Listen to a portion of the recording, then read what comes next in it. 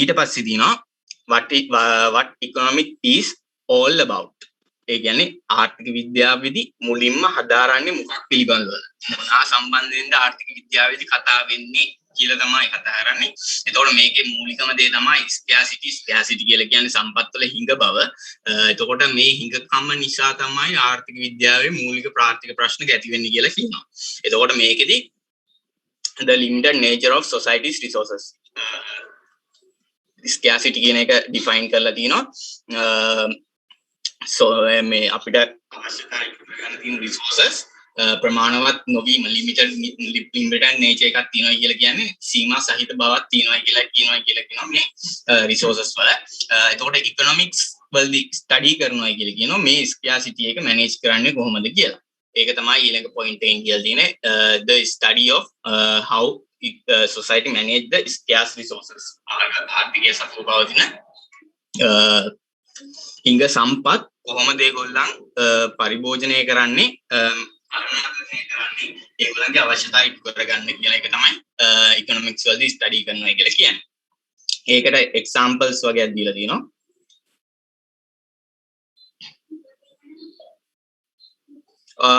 මම මේ ඔයගොල්ලන්ගේ ප්‍රශ්න පොඩි ප්‍රශ්න තියෙනවානේ ඔය මේ chapter එකෙන් ප්‍රශ්න එනවාද ඒ වගේ පොඩි ප්‍රශ්න අන්තිමට අහමු. ඉස්සෙල්ලාම මේක කරලා ඉමු ඊට පස්සේ අන්තිමට ඔයගොල්ලන්ගේ ඔක්කොම ප්‍රශ්න වලට උත්තර දෙන්න. මේකෙන් සාමාන්‍යයෙන් මේකෙන්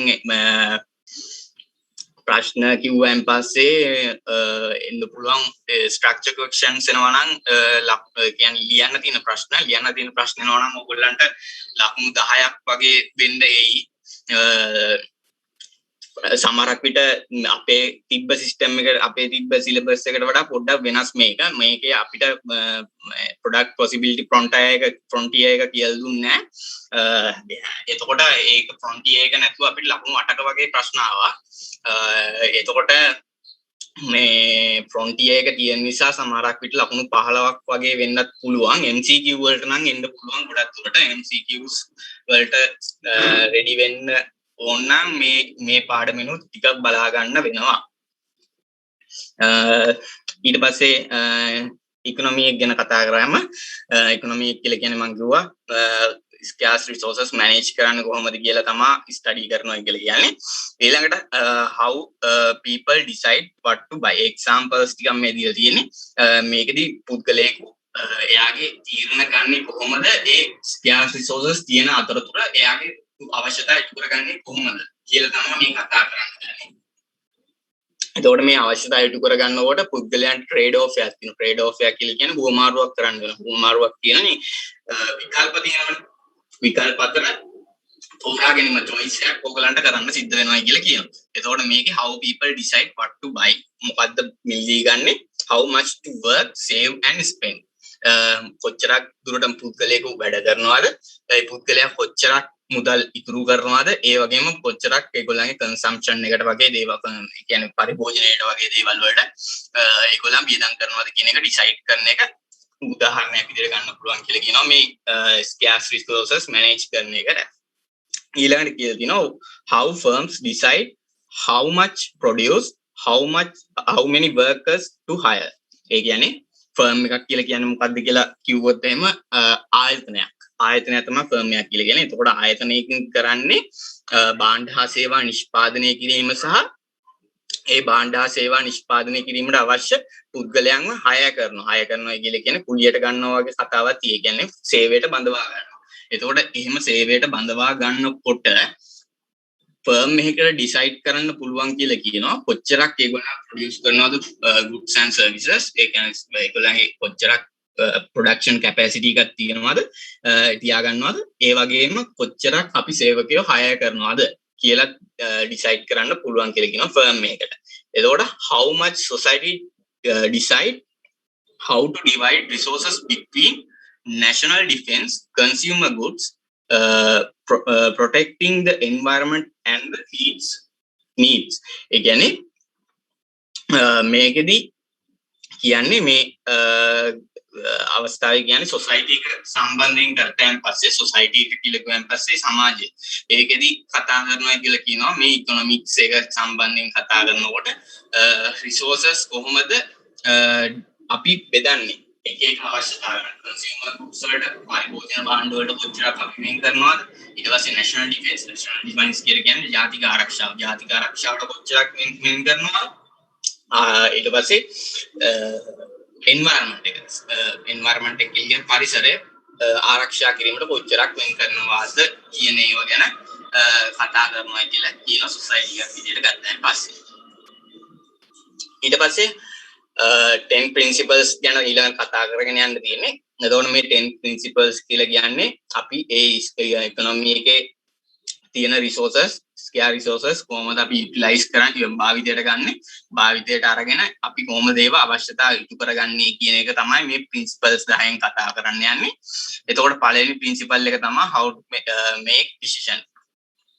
මිනිස්සු කොහොමද තීරණයක් ගන්න කියන එක තමයි ඉස්සලාම කතා කරන්නේ. people face trade-offs කියලා කියන්නේ හුමාරු කිරීම කියලා කියන්නේ සාමාන්‍යයෙන් කියනවා choices අතර ගනුදෙනු සිද්ධ කරනවා වගේ alternatives අතර alternatives කියලා කියන්නේ විකල්පයන් අතර ගනුදෙනු සිද්ධ කරනවා වගේ කතාවක් තමයි මෙතන තියෙන්නේ.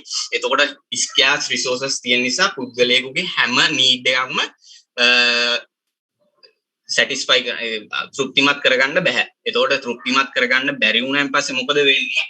පුද්ගලයෙකු තෝරා ගැනීමක් සිද්ධ කරන්න ඕන. ඒ තෝරා ගැනීම තමයි මේ trade off එකක් කියලා choice එකක් තමයි මේ පැහැදිලි කරලා තියෙන trade off එකක් විදියට. එතකොට මේකෙදි examples ටිකක් දීලා තිනවා. examples විදියට දීලා තිනවා going to a party the night before the midterm leaves, less time for study. ඒ කියන්නේ අපි midterm leaves දෙනවනේ. midterm leaves කියලා කියන්නේ හරියට study leaves වගේම දෙයක් තමයි. එතකොට ওই study leaves දුන්නාන් පස්සේ ඒ study leave එකේ අපි පාටි එකකට යන්නත් පුළුවන්. එහෙමත් නැත්නම් අපිට ස්ටඩි කරන්නත් පුළුවන්. එතකොට පාටි එකකට ගියොත් අපිට මොකද වෙන්නේ? ටයිම් එක අඩු වෙනවා. මොකටද? ස්ටඩි කරන්න. ඒ වගේ විකල්ප දෙකක් තියෙනකොට ඒ විකල්ප අතර අපි තෝරා ගැනීමක් සිද්ධ කරන්න ඕනේ කියන එක තමයි ඔය people face trade-offs කියන එකෙන් පැහැදිලි කරන්නේ. සරලව කියනවා ඒ විදිහට තමයි පැහැදිලි කරන්නේ. එතකොට having more money is the example එක කියලා තියෙනවා. having more money to buy stuff requires working long hours which leaves less time to leisure. ඒ කියන්නේ පුද්ගලයෙකු වැඩිපුර වේලාවක් වැඩ කිරීම තුලින් එයාට වැඩි මුදලක් ඉපයීමක් ලබාගෙන එයාට එදිනෙදා කටයුතු සඳහා අවශ්‍ය කරන භාණ්ඩ හා සේවා මිලදී ගැනීමට හැකියාවක් තියෙනවා. එහෙමත් නැත්නම් එයාට තවත් ඔප්ෂන් එකක් තියෙනවා. එයා less time free එකේ leisurely ඉන්නවනම් ඒ කියන්නේ විනෝදයෙන් ඉන්නවනම් එයාට ඒ chance එක නැති වෙනවා. ඒ කියන්නේ මුදල් උපයා ගන්න තියෙන chance එක නැති වෙනවා. ඒ කියන්නේ මුදල් උපයා ගන්නවා කියන chance එක ඔප්ෂන් එක එයා තෝරගත්තොත් ඒ ඔප්ෂන් එක තෝරා ගැනීම ප්‍රතිඵලයක් විදිහට එයාට leisurely ඉන්න තියෙන time එක අඩු වෙනවා කියලා කියනවා. ඊළඟට protect the environment required resources that could otherwise be used to produce consumer goods. ඒ කියන්නේ ආර්ථිකයක පරිසරය සුරක්ෂිත කිරීම නැත්නම් ආර්ථිකයේ environment requires resources. environment එකේ තියෙන ඕන අවශ්‍ය සම්පත් උපයෝජනය කරන්නත් පුළුවන් උපයෝජනය නොකර ඉන්නත් පුළුවන් කියන ඔය දෙක අතර සම්බන්ධතාවය හදාගන්න consumer goods හදන්න ඕනේ අපිට resource allocate කරන්න ඕනේ නැත්නම් resource භාවිතා කරන්න ඕනේ. එහෙම භාවිතා කරන්න ඕන නම් පස්සේ මොකද වෙන්නේ? ඕගොල්ලන්ට environment එක protect කරනවායි කියන එක ඕගොල්ලන්ට loss වෙනවා. ඒ කියන්නේ environment protect කරනවා කියන එක කරන්න හම්බෙන්නේ නැහැ. එතකොට ඒ වගේ environment එක protect කරනවාද consumer goods නිපදවනවාද කියන තීරණ දෙක අතර ඔයගොල්ලන්ට තෝරා ගැනීමක් trade off එකක් කරන්න සිද්ධ වෙනවායි කියලා කියනවා. ඔය examples ටිකක් තියෙන්නේ. ඒ ටික තේරුණාද කට්ටියට?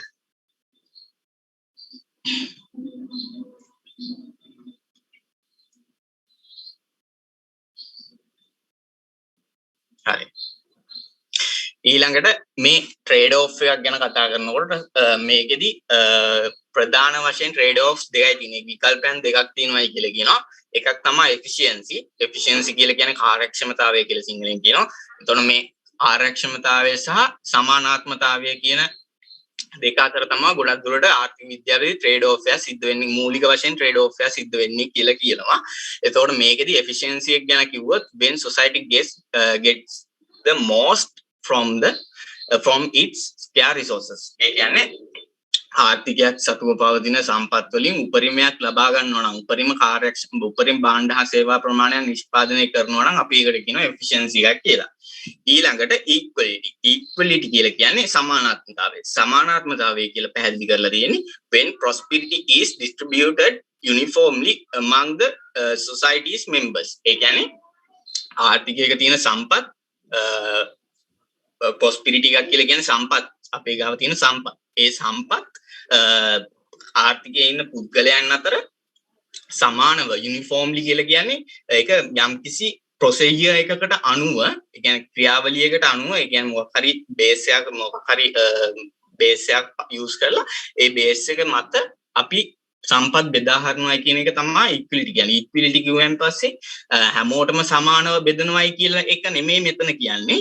මෙතනදි කියන්නේ අපි එක මොකක් හරි බේස් එකක් යූස් කරලා ඒ කියන්නේ මොකක් හරි පදනමක් යූස් කරලා ෆවුන්ඩේෂන් එකකට අනුව තමයි මේ සම්පත් බෙදා හැරීම සිද්ධ කරන්නේ ඕනේ කියලා කියනවා. ඊළඟට කියලා කියනවා ට්‍රේඩ් ඔෆ් එකක් කියන්නේ කියලා.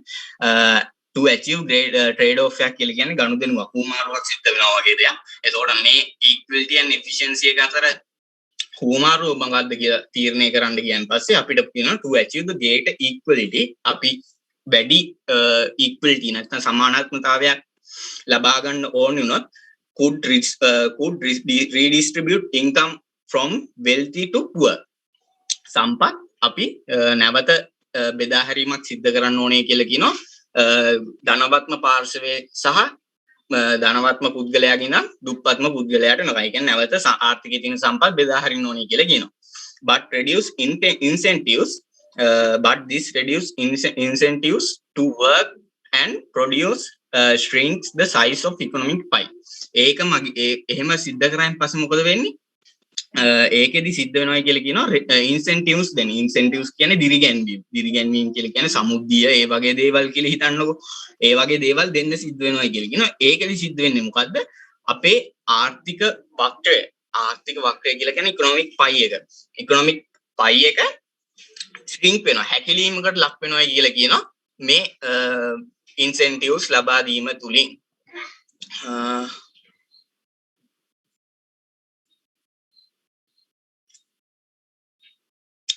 භාණ්ඩ හා සේවා වෙන්නත් පුළුවන් ප්‍රොස්පිරිටි එක කියුවෙන් පස්සේ සම්පත් වෙන්නත් පුළුවන්. දෙකම ගන්න පුළුවන් මේ ප්‍රොස්පිරිටි එක කියලා කිව්වෙන් පස්සේ. හරි. ඒක පැහැදිලිද? efficiency and equality කියන්නේ මොකක්ද කියලා ඒක අතර ට්‍රේඩ් ඔෆ් එකක් කරන්නේ කොහොමද කියලා පැහැදිලිද? හරි. ඊළඟ principle 2 එක principle 2 කියලා කියන්නේ දෙවෙනි මූල ධර්මය. ඒකෙදි කියනවා the cost of something is what you give up to get it. අපි ආර්ථික විද්‍යාවේදී යම් කිසි දෙයක පිරිවැය විදියට දකින්නේ මුදලින් දරන පිරිවැය නෙමෙයි. මුදලින් දරන පිරිවැය නෙමෙයි අපි ඒක මේකට කියන opportunity cost එක කියලා. මේක අපි හඳුනාගන්නේ අපි යම් කිසි දෙයක් ලබා ගැනීම සඳහා ඒ වෙනුවෙන් කැප කරන අනෙක් හොඳම වටිනාකම අනුව තමයි මේ ආර්ථික විද්‍යාවේ cost එක measure කරන්නේ. එතකොට මේකෙදි කියලා තියෙනවා making decisions require comparing the cost and benefits and alternative choices. Alternative choices කියලා කියන්නේ විකල්ප අවස්ථා අතර තියෙන cost එක සහ benefits එක විකල්පෙන් හම්බෙන්න පුළුවන් cost එක සහ ඒකෙන් හම්බෙන එක විකල්ප වලින් විකල්ප වලට දරන්න සිද්ධ වෙන cost එක ඒ වගේම සමානාත්මතාවය තමයි equality කියලා කියන්නේ. මම අන්තිමට ওই ප්‍රශ්න වලට උත්තර දෙන්නම් දැන් පාඩම කරගෙන යන කට්ටිය. හරි. එතකොට මේකේ opportunity cost එක කියලා කිව්වන් පස්සේ යම් කිසි අවස්ථාවක් අවස්ථාවක් තෝරා ගැනීම නිසා ඒ වෙනුවෙන් කැප කරන අනිත් අවස්ථාවේ වටිනාකමට තමයි opportunity cost එක කියලා කියන්නේ. ආර්ථික විද්‍යාවේදී cost එක measure කරන්නේ opportunity cost එක අනුව තමයි කියලා කියනවා. ඊළඟට කියනවා the opportunity cost of any item is whether must be give up to obtain it. යම් කිසි දෙයක් ලබා ගැනීමට අර මම කිව්වා වගේ යම් කිසි දෙයක් ලබා ගැනීමට ඒ වෙනුවෙන් කැප කරන හොඳම අවස්ථාව තමයි opportunity cost එක කියලා කියන්නේ. ඊළඟට කියනවා it is relevant cost for decision making. opportunity cost එක තමයි අපි relevant cost එක විදිහට decide කරන්නේ මේ decision make කරද්දී sunk cost එක කියන එක අපි irrelevant cost එකක් විදිහට හඳුනා ගන්නවා කියලා කියනවා. ඒක පොඩ්ඩක් note කර ගන්නවා නම් ලියා ගන්න. sunk cost is considered as the irrelevant cost. irrelevant cost එක විදිහට sunk cost එක හඳුනාගෙන කියන අදාළ නැති පිළිවෙලක් විදිහට ගණන් ගන්නවා කියලා කියනවා. ඊළඟට කියලා දිනවා example එක. opportunity cost එක කියන්නේ මොකක්ද කියලා අපිට පැහැදිලි කරලා තියෙනවා. going to college for a year is not just the tuition, books, fees and foregone wages. යම් කිසි පුද්ගලයෙක් වැඩිපුර අවුරුද්දක් ඕගොල්ලන් දැන් අපි හිතමු කැම්පස් කියලා. ඕගොල්ලන් කැම්පස් එකට ආවයන් පස්සේ ඒ කැම්පස් එකට ආවයන් පස්සේ ඕගොල්ලන්ට ජොබ් එකක් කරන්න බෑනේ. එහෙම ජොබ් එකක් කරන්න බැරි වුණාන් පස්සේ මොකද වෙන්නේ? ඕගොල්ලන්ට හම්බෙන්න තිබ්බ ඉන්කම් එකක් නැති වෙනවා. අන්න ඒක තමයි ඕගොල්ලන් කැම්පස් එන්න තෝරා ගැනීම opportunity cost එක. සරලව කියනවා. opportunity cost එක කියලා කියන්නේ ඕගොල්ලන්ට නැති වෙන wages. wages කියලා කියන්නේ වැටු. ඒ යම් කිසි වැටුපක් ඕගොල්ලන්ට අයිමි වෙනවා නම් ඕගොල්ලන් කැම්පස් එකට ආපු නිසා අන්න ඒ වගේ අවස්ථාවකදී අපි කියනවා මේ කැම්පස් එක කැම්පස් එකට එනවා කියන එක තෝරා ගැනීම opportunity cost එක විදිහට ඒ wages කියන දේ ගන්න පුළුවන්. ඒ වගේ examples දෙයක් තමයි මේ දීලා තියෙන්නේ.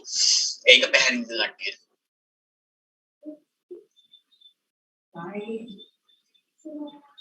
trade off එකේ opportunity cost එකේ trade off එකක් කියලා කියන්නේ හුවමාරුවක් සිද්ධ කරනවා. ඒ කියන්නේ opportunity cost එක කියලා කියන්නේ මොකක් හරි දෙයක් ගන්නකොට මොකක් හරි තීරණයක් නැත්නම් තෝරා ගැනීමක් සිද්ධ කරනකොට ඒ වෙනුවෙන් කැප කරන අවස්ථාවේ වටිනාකම තමයි opportunity cost එක කියලා කියන්නේ.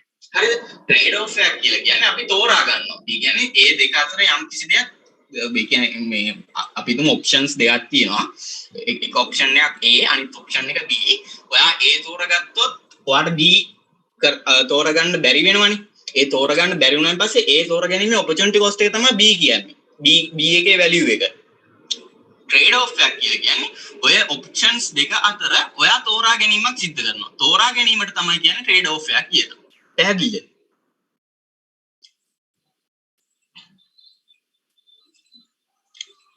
අයියේ ඒක ආපහු චුට්ටක් කියන්න පුළුවන්ද? දැන් opportunity cost එකක් කියලා කියන්නේ අපි මොකක් හරි තීරණයක් දැන් අපි A සහ B කියලා තීරණ දෙකක් තියෙනවා කියලා කියමුකෝ. A සහ B කියන තීරණ දෙක අතර ඔයා තෝරා ගැනීමක් සිද්ධ කරනවා නම් අන්න ඒ තෝරා ගැනීමට තමයි trade off එකක් කියලා කියන්නේ. opportunity cost එකක් කියලා කියන්නේ මේ trade off එක කරායින් පස්සේ ඔයාට එක option එකක් ඔයාට බැහැර කරන්න සිද්ධ වෙනවා. ඒ කියන්නේ ඔයා එක option එකක් අතාරින්න සිද්ධ වෙනවා. ඒ එක option එකක් අතාරින්න නිසා මොකද කියන්නේ? ඒ option එක තෝරා ගැනීම නිසා A කියන option එක තෝරා ගැනීම නිසා B කියන option එක අතාරියයි කියලා කියමුකෝ. එතකොට B කියන option එක තමයි A කියන option එක තෝරා ගැනීමේ opportunity cost එක. පැහැදිලිද? හරි අයියේ පැහැදිලි. choice එකක් වගේ තමයි. තෝරා කියන්නේ හුවමාරුවක් කියලා කියන්නේ තෝරා ගැනීමක් තමයි choice එකක් තමයි.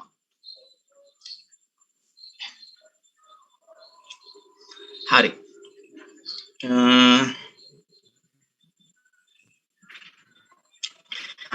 rational people think at the margin.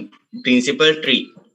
තුන්වෙනි principle එක තමයි ආර්ථිකයක rational people කියලා කියන්නේ තාර්කික මිනිස්සු කියන එක. තාර්කිකයි කියලා කියන්නේ cost and benefits කියන cost එකයි benefit එකයි ගැන සංසන්දනය කරලා decision make කරනවට තමයි කියන්නේ rational people කියලා. ඒක අපි rational people ලා කියන්නේ මොකද්ද කියලා කිව්වොත්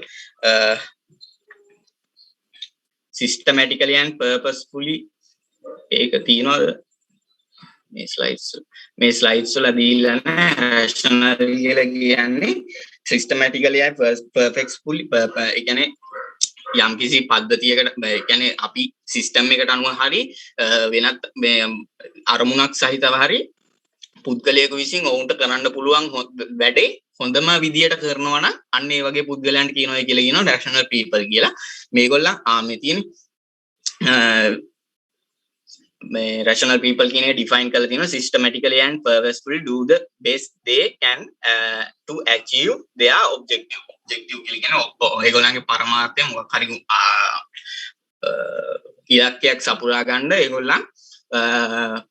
ඒගොල්ලන්ගේ උපරිමයෙන් කටයුතු කරනවා නම් ඒකට කියනවා අපි rational people ලා කියලා. ඊළඟට කියනවා make decisions by evaluating cost and benefits of marginal changes. ඒ කියන්නේ marginal changes කියලා කියන්නේ එක යුනිට් එකක් අරගත්තන් පස්සේ ඒ යුනිට් එකට අපිට දරන්න වෙන පිළිවෙයි. අපි තුමු භාණ්ඩයක් කියලා. ඒ භාණ්ඩේ ගන්නවා නම් ඒ භාණ්ඩය ගැනීම සඳහා අපි දරන පිළිවෙය සහ ඒ භාණ්ඩෙන් අපිට ලැබෙන ප්‍රතිලාභ ගැන සංසන්දනය කරලා මේගොල්ලන් තීරණ ගන්නවා කියලා කියනවා. ඒක තමයි මේ ස්ලයිඩ් එකෙන් පැහැදිලි කරලා තියෙන්නේ. ඒකට එක්සැම්පල් එකක් දීලා තියෙනවා. When a student considers whether to go to college for an additional year, it compares the fees, foregone wages to the extra income he could earn with the extra year of education. ඒ කියන්නේ පුද්ගලයෙක් ළමයෙක් වැඩිපුර අවුරුද්දක් ඉගෙන ගන්නවායි කියලා එයා තීරණය කරනවා නම් ඒ තීරණය කිරීම නිසා එයා තීරණය ගන්නකොට එයා හැම වෙලාවෙම foregone wages කියලා කියන්නේ ඒ ගමන් බිමන් යන travelling වලට කියන්නේ ගෙදර ඉඳන් ඒ කොලෙජ් එකට එන්න ඒ වගේ වියදම් තියෙනවනේ. ඒ දිනදා වියදම් අන්නේ වියදම් ඊට පස්සේ ඒකට දරන ෆීස් වගේ දේවල් එක කම්පෙයාර් කරන්න ඕනේ කියලා කියනවා. ඒ ඉන්කම් එක වැඩි වෙන ප්‍රමාණය ඒ এডুকেෂන් එක නිසා එයාගේ ඉන්කම් එක වැඩි වෙන ප්‍රමාණයත් එක්ක සංසන්දනය කරනවායි කියලා කියනවා රැෂනල් පීපල් ලා උනන් පස්සේ. ඒක පැහැදිලිද?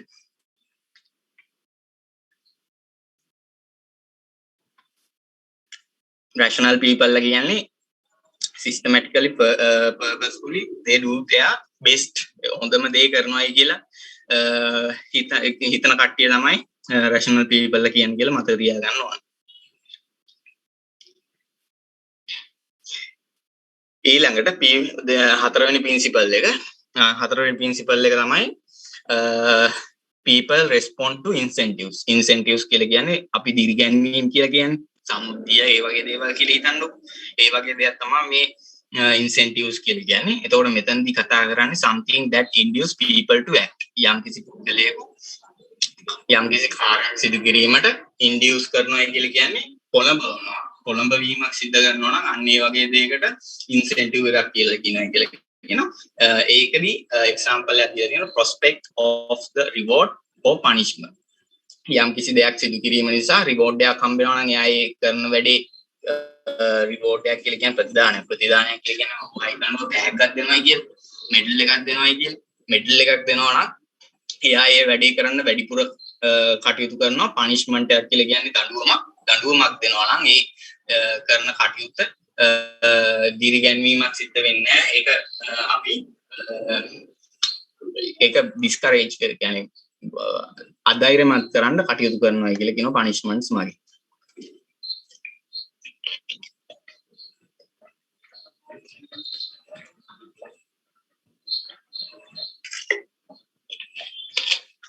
rational people ගත්තන් පස්සේ rational people මේ incentives වලට respond කරනවා කියලා කියනවා.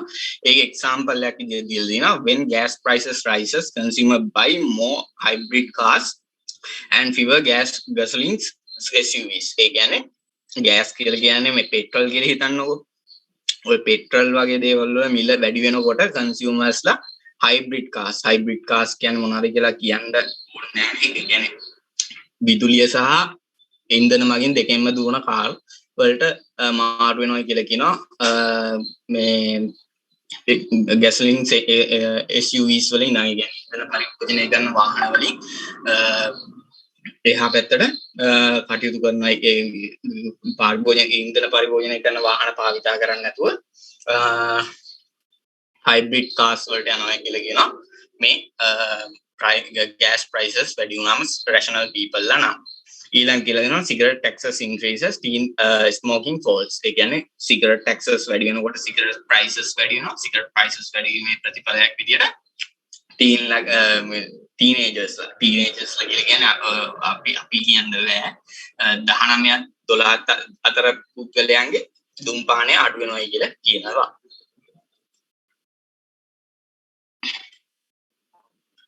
applying principle මේකේ දීලා තියෙන example එක මේ example එකෙන් කියලා තියෙන්නේ අපි ඉගෙන ගත්ත principles principle එක විදියට ඉගෙන ගත්ත respond to incentives කියන ඒ principle එක apply කරන්නේ කොහොමද කියලා කතා කරනවා කියලා කියනවා මේකෙදි කියන්නේ you are selling your Mustang you have already spent 1000 on repair 1000 on repair මේ කියන්නේ ඩොලර් 1000ක් වා Mustang එක මේක repair එකකට මොකක් repair එකකට ඕගලන් දැන්ටම ඩොලර් 1000ක් වියදම් කරලා තියෙනවා කියලා කියනවා. එතකොට මේ ඩොලර් 1000ක් කියන එක දැන්ටමත් වියදම් කරලා තියෙන cost එකක් නිසා අපි ඒක decision make කරද්දී irrelevant cost එකක් විදියට ගන්නවා. මොකද්ද? sunk cost එක කියලා හඳුනා ගන්නවා ඒක. මොකද අපි already spend කරලා තියෙන නිසා. ඊළඟට at the last minute the transmissions die. Transmissions කියලා කියන්නේ gearbox එකේ මොකක් හරි issue එකක් ඇවිල්ලා තියෙනවා. You can pay $600 to have it repaired. එතකොට මේ ආයක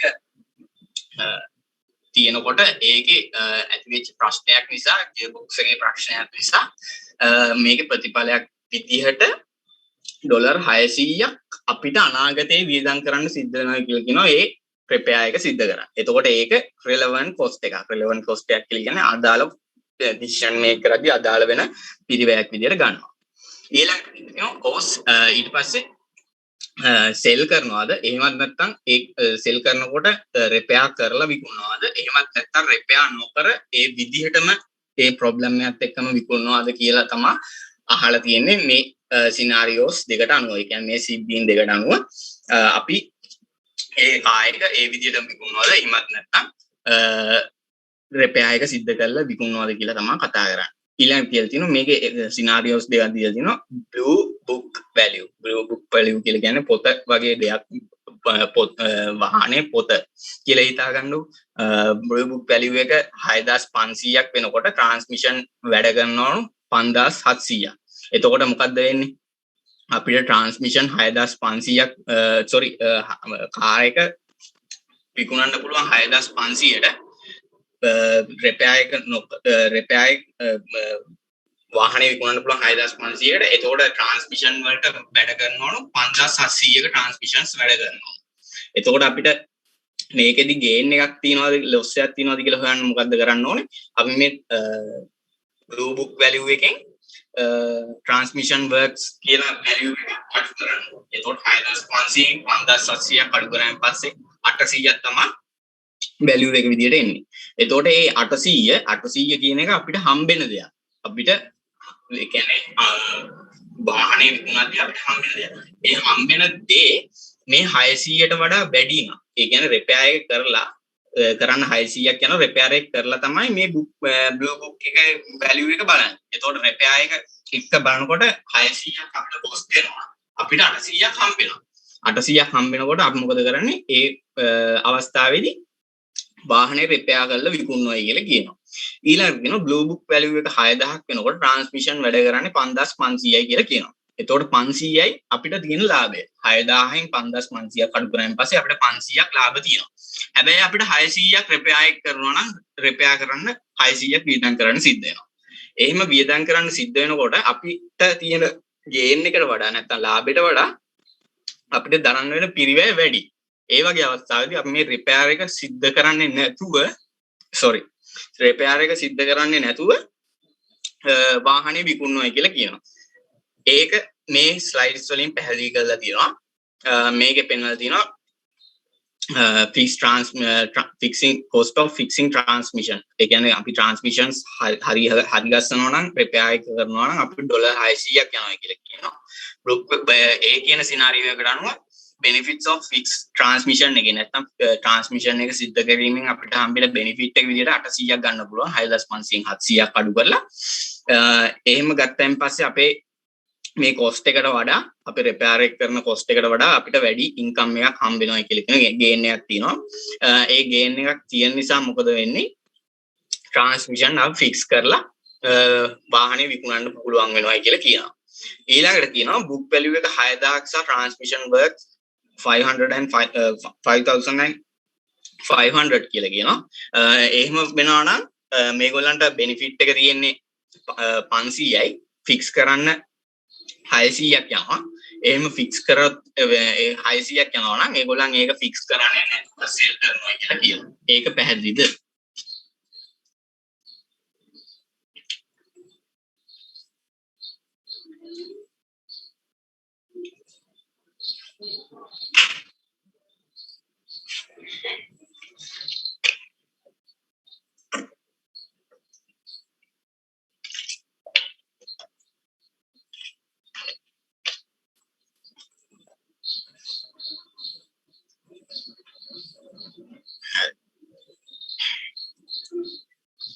ඊළඟ observations විදියට දීලා තිනවා the $1000 you previously spent on repair is irrelevant.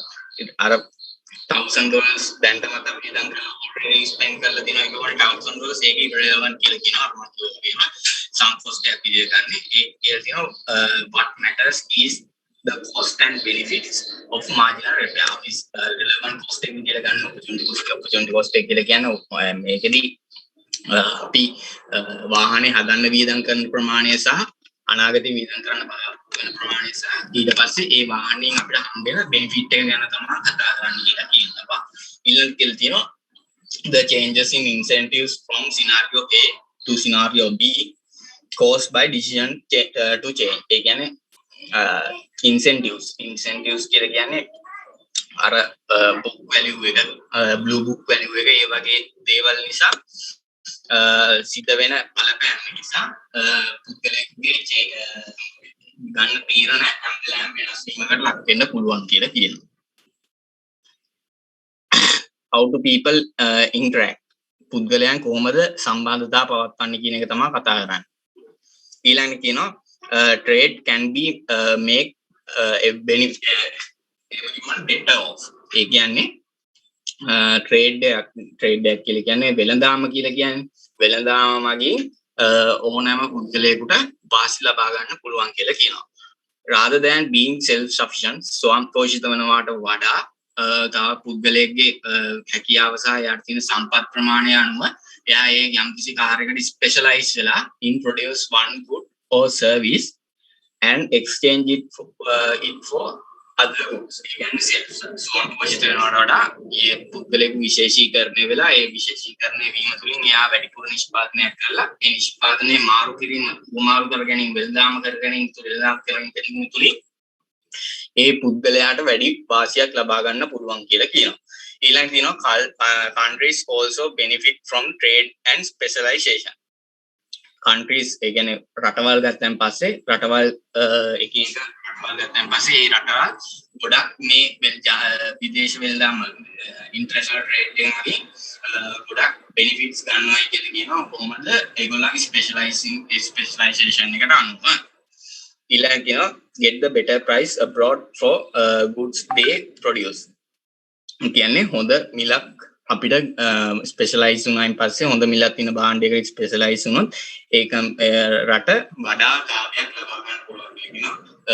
International trade එකේ මම හරියට ලියලා ජපානයේ කාර් නිෂ්පාදනය ගන්නකො ජපානයේ කාර් නිෂ්පාදනය ගත්තයින් පස්සේ ඒගොල්ලන් කොස්ට් එක අඩුවෙන් නිෂ්පාදනය කරන්න පුළුවන්. හොඳටම ඒගොල්ලන් ටෙක්නොලොජි එක තියෙනවා ඔක්කොම තියෙනවා සම්පත් තියෙනවා. එහෙම සම්පත් තිබිලා ඒගොල්ලන් ඒක ජපානයේ හොඳට කාර් නිෂ්පාදනය කරනවා. ජපානයේ කාර් නිෂ්පාදනය කළා පාකිස්තානෙන් හාල් ගෙන්නනවා. හාල් මම සාමාන්‍ය උදාහරණයක් ඔයගලන්ට තේරුම් ගන්න කියන්නේ හාල් ගෙන්නනවා. ඒතකොට opportunity cost එක පාකිස්තාන් වල අඩුයි opportunity cost එක පාකිස්තාන වල අඩුයි හාල් නිෂ්පාදනය කරන්න වෙනකොට පාකිස්තානයේ වැඩිපුර ස්පෙෂලායිස් වෙනවා හාල් නිෂ්පාදනය කරන්න. ඒතකොට හාල් නිෂ්පාදනය කරලා වැඩිපුර අතිරික්තයක් තියෙනවා නම් ඒක ජපාන්ට යවලා ඒගොල්ලන් හොඳ මිලක් ගන්නවා. ඒ වගේම ජපානය ගත්තයින් පස්සේ ජපානය හොඳට කාර් නිෂ්පාදනය කරනවා. කාර් නිෂ්පාදනය කළා පාකිස්තානයට විකුණලා හොඳ ලාභයක් උපයා ගන්නවා. ඒ වගේ අදහස ඔළුවේ තියාගත්තාම ඇති. ඊළඟට buy other goods more cheaply from abroad than could be produced at home. ඒ කියන්නේ opportunity cost එක වැඩි නිෂ්පාදන අපිට පුළුවන් පිට රටවල් වලින් ස්පෙෂලායිස් වෙච්ච countries වලින් ගෙන්නලා අපේ cost එක reduce කරගන්න පුළුවන් කියලා කියනවා. හරිද?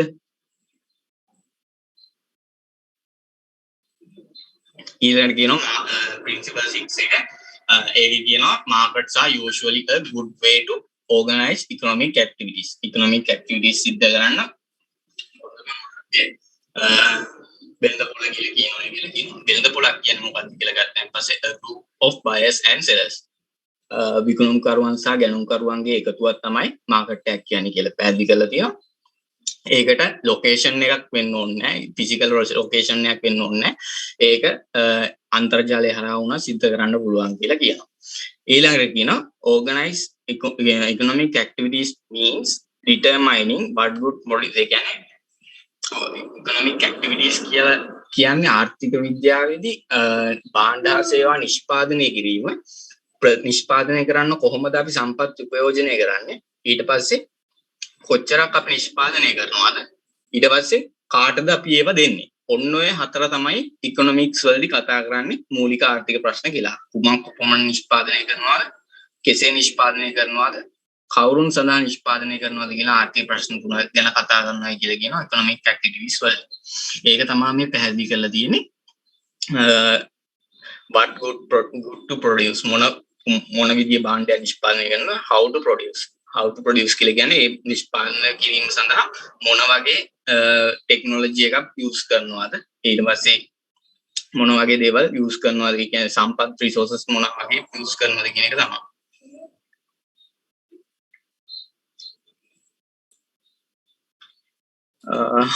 හතර ප්‍රින්සිපල්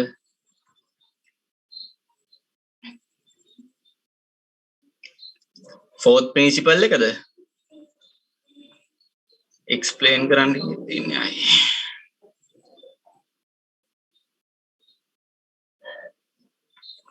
ඔය ගැටලුව අතර මේකෙදි කියන්නේ කුමක් කොපමණ නිෂ්පාදනය කරනවද what good to produce ඒ කියන්නේ ආයතනයක් නිෂ්පාදනය කරනකොට මොන වගේ භාණ්ඩ හා සේවාද නිෂ්පාදනය කරන්නේ කියලා තීරණය කරන්නේ ආයතනයේ විසින් කියලා කියනවා ඒකත් ඉකොනොමික් ඇක්ටිවිටි එකක් විදිහට ගන්න පුළුවන් කියලා කියනවා ඊට පස්සේ how to produce them කියලා කියන්නේ කොහොමද අපි නිෂ්පාදනය කරන්නේ භාණ්ඩ හා සේවා නිෂ්පාදනය කිරීමට බාධා කරන්නේ මොන වගේ තාක්ෂණයක්ද ශිල්ප ක්‍රමයක්ද කියලා කියන එක තමයි how to produce කියලා කියන්නේ. ඒ කියන්නේ අපි භාණ්ඩයක් නිෂ්පාදනය කරනකොට මේ භාණ්ඩයට වැඩිපුර ලේබර් යොදා ගන්නවද එහෙමත් නැත්නම් කැපිටල් එක යොදා ගන්නවද කියන එක තමයි how to produce කියන එකෙන් මූලික වශයෙන් කතා කරන්නේ කියලා. ඊට පස්සේ how much of each to produce එක එක්කෙනෙකුට කොච්චරක් අපි නිෂ්පාදනය කරනවද එක්කෙනෙකුට ආර්ථිකයෙන් එක්කෙනෙකුට අපි කොච්චරක් නිෂ්පාදනය කරනවද කියලා තීරණය කරන්නේ ෆර්ම්ස් විසින් කියලා කියනවා ඒ ෆර්ම්ස් වලට නිෂ්පාදනය කරන ඉස්සරහින් කතා කරනවා මේ සර්කියුලර් එක කියලා කියන්නේ චක්‍රයක්. ඒ චක්‍රෙදි අගොල්ලන්ට මේක ගොඩක් පැහැදිලි වෙයි.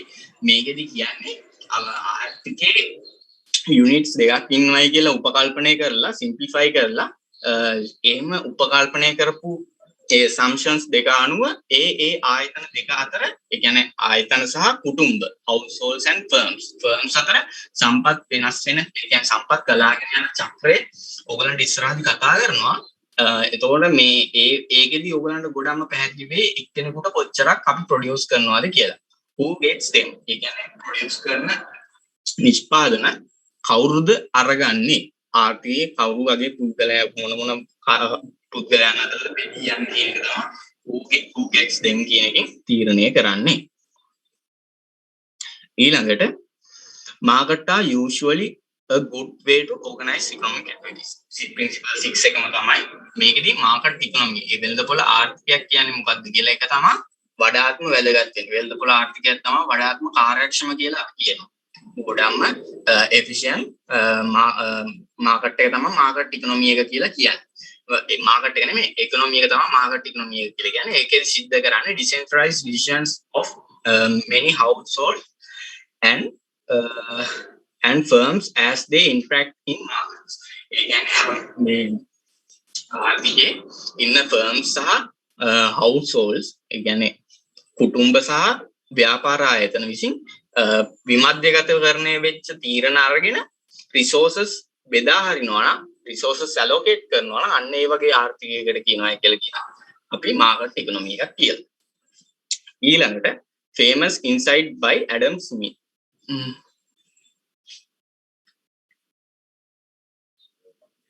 පස්වෙනි principle එක.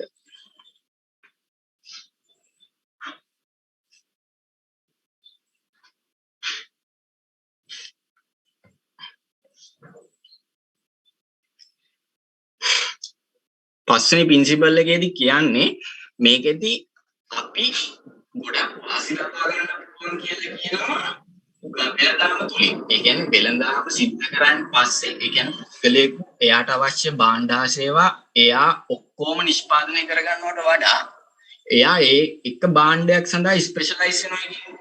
එයා ස්පෙෂලායිස් වුණාන් පස්සේ මොකද වෙන්නේ? එයාට අතිරික්ත නිෂ්පාදනයක් හම්බ වෙනවා.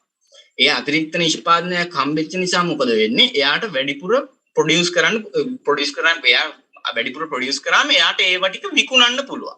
එහෙන් විකුණුවෙන් පස්සේ එයාට ගොඩක් වාසිදායක තත්ත්වයක් ඇති වෙන්න පුළුවන් කියන එක තමයි මේ trade can make everyone better off කියලා කියන්නේ. ඒකෙදි කියනවා rather than being self sufficient කියලා කියන්නේ ස්වයං පෝෂිත වෙනවා. ස්වයං පෝෂිත වෙනවා කියලා කියන්නේ මොකද්ද? තමන්ට අවශ්‍ය භාණ්ඩ තමන්ම නිෂ්පාදනය කර ගන්නවට වඩා එයා ඒකට යම්කිසි භාණ්ඩයක් එක භාණ්ඩයක් විතරක් නිෂ්පාදනය කරන්නේ ස්පෙෂලායිස් වෙනවා. ඒ ස්පෙෂලායිස් වීම නිසා එයාට වැඩිපුර ලාභයක් ලබා ගන්න පුළුවන්. කොහොමද ට්‍රේඩ් කිරීම මගින් ට්‍රේඩ් කියන්නේ ගණු වෙළඳාම මගින්. වෙළඳාම මගින් එයාට ගොඩක් ලාභයක් ලබා ගන්න පුළුවන්. ඒක තමයි ඔය පැහැදිලි කරලා තියෙන්නේ. ඒක තේරුණා.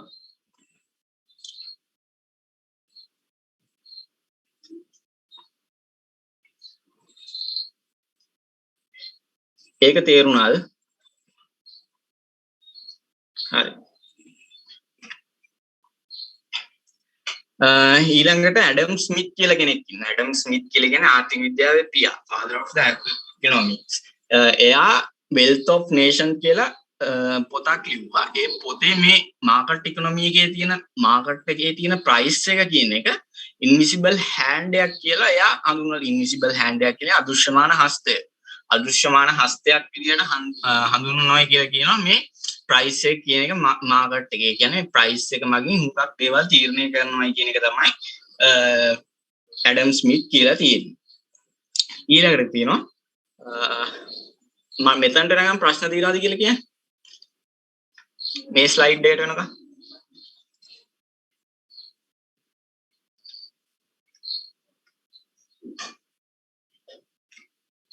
හරි.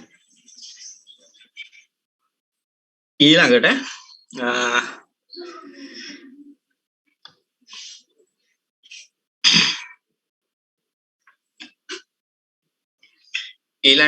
invisible hand works through the price system. මිල පද්ධතියක් මගින් තමයි මේ invisible hand එක තීරණය වෙන්නේ. ඒ කියන්නේ භාණ්ඩයක හෝ සේවාවක ඉල්ලුමට හා සැපයුමට අනුව තීරණය වෙන මිල මගින් ආර්ථිකයේ තීරණ ගැනීමේ ක්‍රියාවලිය පහසු කරනවා කියන එක තමයි මේ invisible hand එක කියන concept එකකින් පැහැදිලි කරන්නේ. එතකොට මේකෙදි කියනවා interaction of buyer and seller determine prices. ආර්ථිකයේ demand එක හදන්නේ buyers ලා, sellers ලා තමයි supply එක හදන්නේ. ඒ demand එකයි supply එකයි intersect වෙන තැන තමයි අපිට price එක විදියට equilibrium price එක විදියට ගන්න වෙන්නේ. එතකොට ඔන්න ඔය price එක තමයි හැම වෙලාවෙම buyer and seller interact කරන්නේ. interact කරනවා කියන්නේ ඒ දෙන්න අතර ගනුදෙනු සිද්ධ කරනවායි කතාවක් පුතන කියන්නේ. ඒ දෙන්න අතර ගනුදෙනු සිද්ධ කරන ඒගොල්ලන්ගේ තීරණ හැම වෙලාවෙම සම්බන්ධ කරන්නේ මේ මිල ක්‍රමය මගින් කියලා කියනවා. ඊළඟට කියනවා each price reflect goods value to buyer and the cost producing the goods. ඒ කියන්නේ අපි මේ ප්‍රයිස් එක දැන් පස්සේ ප්‍රයිස් එක මගින් දෙපැත්තක් දෙපැත්තක් පෙන්වනවා කියලා කියන්නේ බයර් සයිඩ් එකයි සෙලර් සයිඩ් එක. එතකොට මේ බයර් සයිඩ් එක ගත්තන් පස්සේ මේ භාණ්ඩයෙන් හම්බෙන ප්‍රතිලාභ benefits ඒ කියන්නේ එයාට ඒ වටිනාකම් පෙන්වන්න කරනවා කියලා කියනවා බයර්ගේ සයිඩ් එකෙන්. ඊට පස්සේ මේ සෙලර්ස් ලගේ සයිඩ් එකෙන් මේ භාණ්ඩේ නිෂ්පාදනය කරන්න ගිය පිරිවැය පෙන්වනවා කියලා කියනවා. ඊළඟට price guides self interest households and firms to make decisions that in many cases maximize society's economic well-being. මේක නිල ක්‍රමයේ යටතේ prices හැම වෙලාවෙම මග පෙන්වනවා ව්‍යාපාර ආයතන වලට සහ දුම්බයන්ට ඒගොල්ලන්ගේ ස්වාර්ථය කියලා කියන්නේ ඒගොල්ලන්ගේ අපේක්ෂාවන් උපරිම වෙන ආකාරයෙන් කටයුතු කිරීම. ස්වර්ථය well-being එක නැත්නම් සුඛසාධනය ඉහළ නැගීමේ පරිදි කටයුතු කිරීමට මඟ පෙන්වනවා කියලා කියනවා මේ prices මගින්. ඒක තමයි invisible hand එක කියලා පැහැදිලි කරලා තියෙන්නේ.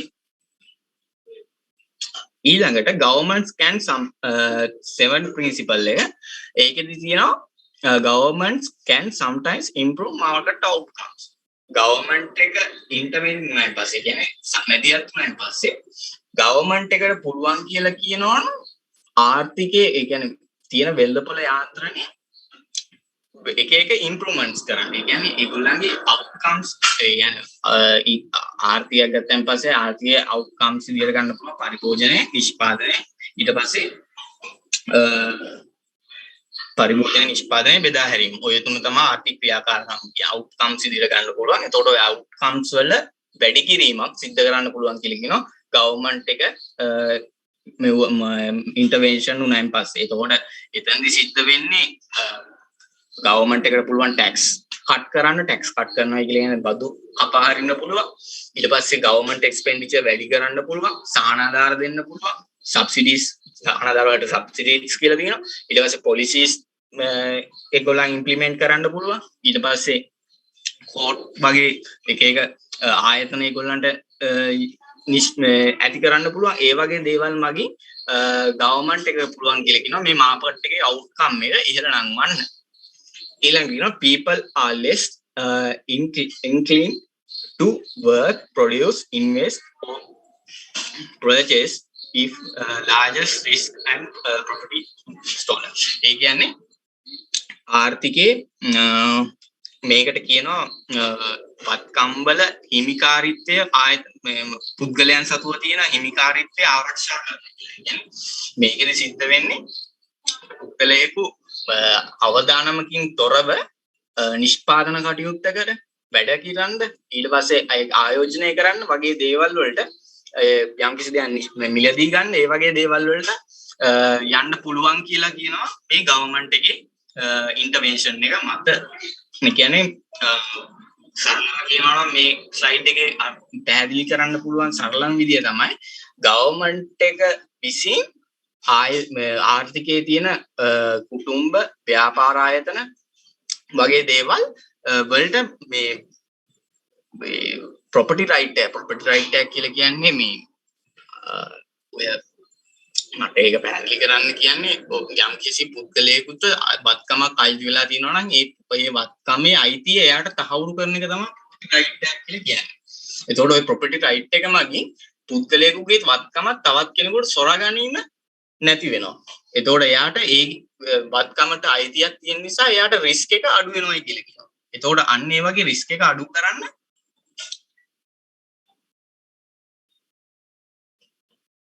දේපල හිමිකම් සුරක්ෂිත කිරීම. අන්න හරි.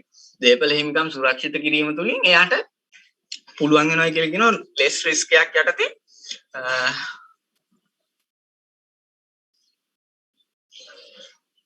පුද්ගලික දේපල අයිති සුරක්ෂිත කිරීමක් කියන්න පුළුවන්. එතකොට ඒ වගේ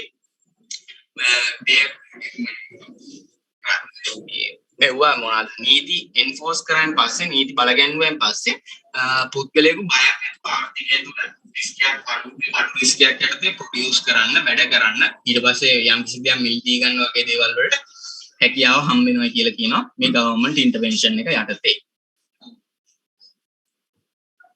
ඊළඟට government can sometime market improvement කරනවා කියලා කියන්නේ market failure එකක් නැත්නම් පස්සේ market failure එක recover කරන්න පුළුවන් කියලා කියනවා මේ government intervention එක යටතේ. market failure එකක් කියන්නේ market fails to allocate society resources efficiently. ආර්ථිකේ efficiently සම්පත් බෙදා හැරුන්නේ නැත්නම් අපි ඒකට කියනවා කියලා market failure එකක් කියලා.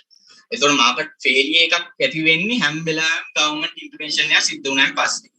ඒ කියන්නේ ආර්ථිකයේ තියෙන සම්පත් නිසියාකාරයෙන් කාර්යක්ෂම විදියට බෙදලා යන්නේ නැහැ මේ government intervention එකක් නිසා. එතකොට මේ government intervention එක market failure එක ඇති වෙන්නේ මෙන්න මේ හේතුන් දෙකක් නිසායි කියලා කියනවා. එකක් තමයි externalities බාහිරතා කියලා කියනවා. සිංහලෙන් බාහිරතා කියලා කියනවා. එතකොට මේ බාහිරතා වලින් මොකද්ද සිද්ධ වෙන්නේ? අපි පුද්ගලයෙකු භාණ්ඩයක් හෝ සේවාවක් පරිභෝජනය කිරීමේදී හෝ නිෂ්පාදනය කිරීමේදී ඒ පුද්ගලයා ඒ භාණ්ඩය හෝ සේවාව නිෂ්පාදනය කිරීම හෝ පරිභෝජනය කිරීම නිසා ඒ පුද්ගලයා පරිභෝජනය කරන හෝ නිෂ්පාදනය කරන පුද්ගලයාට පමණක් විතරක් නෙමෙයි ඒකට බාහිර පාර්ශවයන්ට බලපෑම් ඇති වෙනවා cost generate වෙනවා. අන්නේ cost generate වෙන නිසා තමයි externalities ඇති වෙන්නේ කියලා කියනවා. ඊළඟ කියනවා when the production or consumption of good affects bystanders. Bystanders කියන්නේ භාණ්ඩය සේවා පරිපූර්ණ කරන්න නැති පාර්ශවයන්ට යම්කිසි බලපෑමක් ඇති වෙනවා නම් අන්න ඒ වගේ බලපෑම් වලට කියනවා කියලා කියනවා.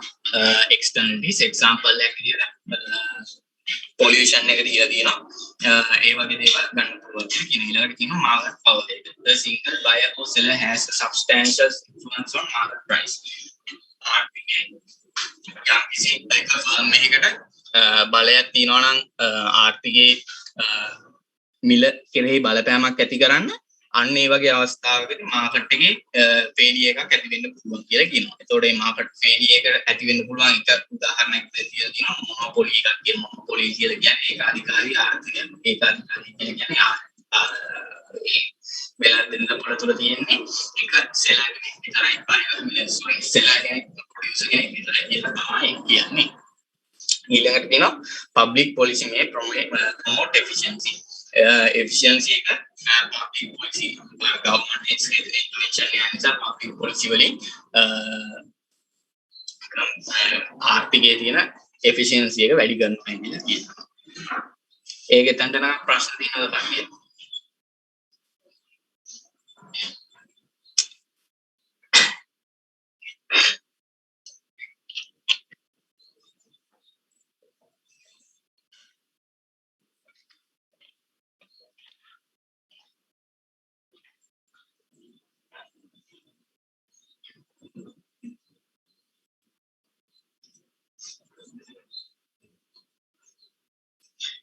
efficiency එක ප්‍රොමෝට් කරනවා කියලා කියන්නේ වැඩි දියුණු කරනවා. ඒ කියන්නේ ආර්ථික සම්පත් බෙදාගෙන යන බෙදා හැරීමේ අම්පිච අවස්ථාවක ෆේලියර් එකක් ඇති වුණොත් මේ අසමාන විදිහට සම්පත් බෙදී යන සිද්ධ වුණොත් ඒකේ ප්‍රතිඵලයක් විදිහට ගවර්න්මන්ට් ඉන්ටර්වෙන්ෂන්ස් මැදිහත් වෙලා ගවර්න්මන්ට් එක මැදිහත් වෙලා පොලිසි දානවා. එක පොලිසිස් දානවා හරිය නිකන් උපරිම මිල වගේ දේවල් උපරිම මිල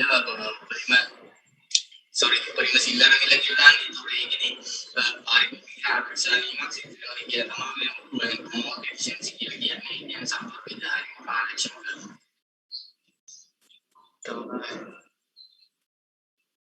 market failure කියලා කියන්නේ සම්පත් කියනවා. market failure කියන්නේ ආර්ථිකයේ සම්පත් නැවත බෙදා ගන්නකොට ඒ නැවත බෙදා හැරීමේදී අකාර්යක්ෂමතා ඇති වෙනවා. inefficient වෙනවා තමයි. අයියේ මේ චුට්ටක් පැහැදිලිව ඇහෙන සද්ද චුට්ටක් අඩු වෙනවා වගේ. දැන් හරිද? දැන් හරියයි අර හිටපු ගමන්ක වෙලාවකට එහෙම වෙනවා. ඇහුන් නැත්තම් මට කියන්නකෝ කොතනද ඇහුන් නැත්තේ කියලා මම කියලා දෙන්නම්. හරි. එතකොට මාකට් ෆේලියර් එකක් කියලා කියන්නේ ආර්ථිකයේ ඉන්න ආර්ථිකය ඒගොල්ලන්ගේ සත්‍යන රිසෝසස් බෙදා හරින්න ඒගොල්ලන්ට ෆේල් වෙනවා නම් අන්න ඒ වගේ අවස්ථාවක් තමයි මාකට් ෆේලියර් එකක් කියන්නේ කියලා කියනවා. තව ප්‍රශ්න තියෙනවා.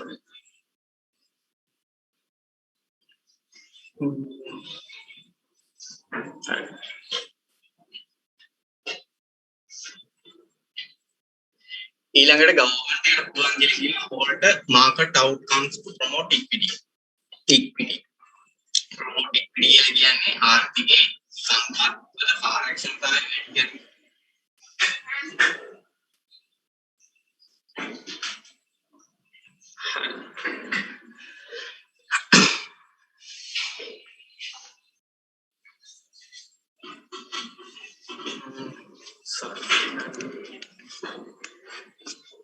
දැන් එහෙනවද? අඩුයි අයියා එහෙනම්.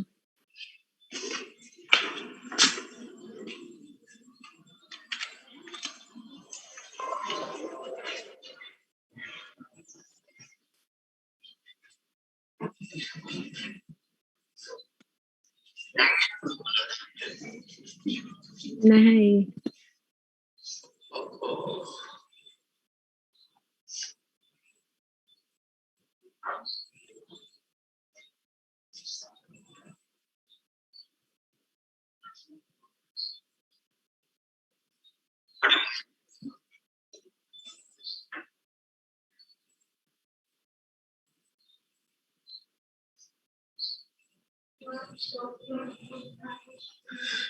ඔයගොල්ලන් මේ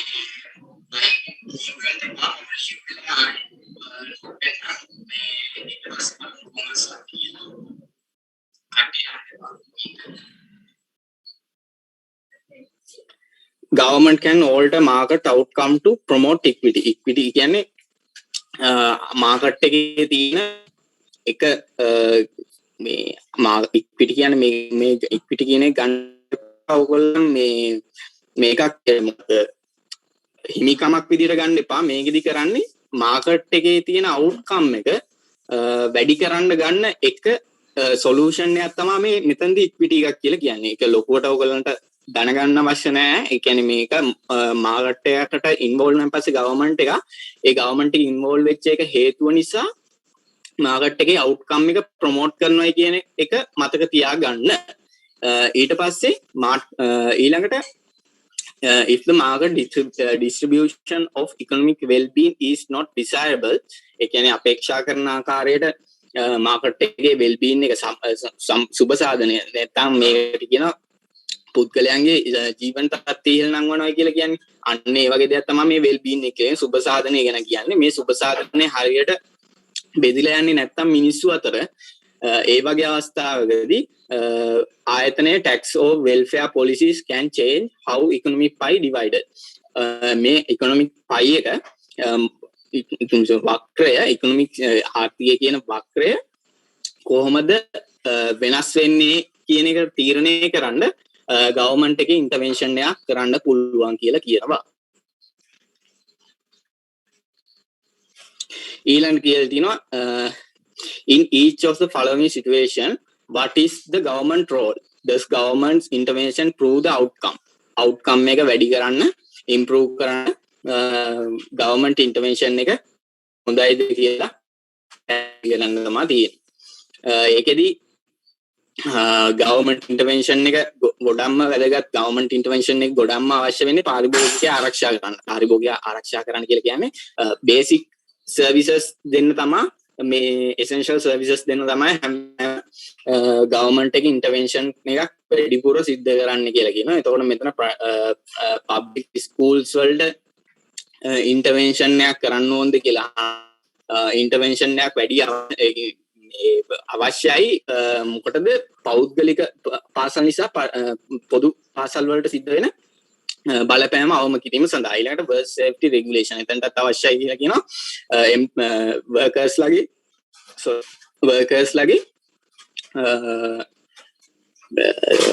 ලගේ safety එක ensure කරන්න හැම වෙලාවෙම government intervention එකක් අවශ්‍යයි කියලා කියනවා. ඊට පස්සේ public highways කියලා කියන්නේ highways අධිවේගී මාර්ගයන්. promote equity කියන්නේ මොකක්ද? මේ ඉක්විටි කියන එක ඕගොල්ලන් මේ හිමිකම කියලා හිතන්න එපා. හිමිකම නෙමෙයි මෙතන කියන්නේ. මෙතන කියන්නේ මාකට් අවුට්කම් එක වැඩි කරන්න ගන්න එක මෙෂර්මන්ට් එකක් තමයි මේ ඉක්විටි එකක් කියලා කියන්නේ.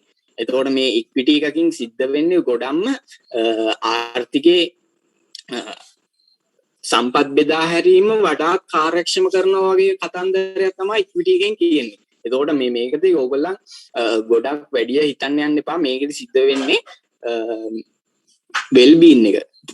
කියන්නේ ආර්ථිකයේ සුබ සාධනය භාණ්ඩ හා සේවා පුද්ගලයන් අතර ඩිසයිබල් අපේක්ෂා කරන ආකාරයට බෙදලා ගිහිල්ලා නැත්නම් අන්න ඒ වගේ අවස්ථාවකදී ගවර්න්මන්ට් එක ඉන්ටර්වෙන්ෂන් වෙනවා. ඒ කියන්නේ ගවර්න්මන්ට් එක මැදිහත් වෙනවා. මොකටද ඒ සම්පත් නිසියාකාරයෙන් බෙදී යාම එන්ෂුවර් කරන්න මේ ලෑස්ති කරන්න.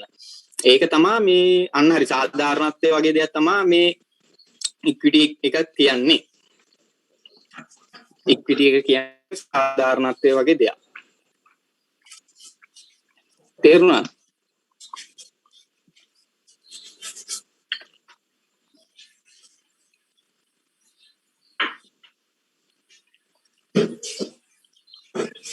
තේරුන්නේ නැද්ද තාම?